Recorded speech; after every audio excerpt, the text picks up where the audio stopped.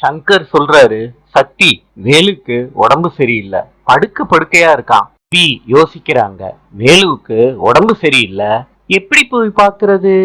அவங்க வீட்டு கதவை மூடிட்டு சங்கரோட கார்ல ஏறுறாங்க. அபி சங்கருக்கே தெரியாம வேலுவ சங்கர் பார்க்க வர்றப்ப வேலுவோட வீட்டுக்குள்ள நுழையிறாங்க. வேலு தூங்கிக்கிட்டு இருக்காரு. வேலுவ அபி எழுப்பி விடுறாங்க. வேலு எந்திரிச்சு உட்கார்றாரு. அபி, நீ எப்படி இங்க?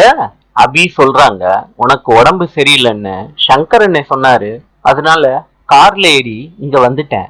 அபி, என்னைய பார்க்கவா இவ்வளவு தூரம் வந்த? வேலு, உனக்கு உடம்பு சரியாயிருச்சா? அபி, இங்க பாரு, கையெல்லாம் சரியாயிருச்சு. வேலு, உன் கால்ல காயம் இருந்துச்சே, ஆறிடுச்சா? அபி, சரியாயிருச்சுடா. வேலு மனசுக்குள்ள நினைக்கிறாரு, என் மேல யாருக்குமே அக்கறை இல்ல, ஆனா இவளுக்கு மாத்திரம் எப்படி இந்த அக்கறை வந்துச்சு? நாளை சந்திப்போம்.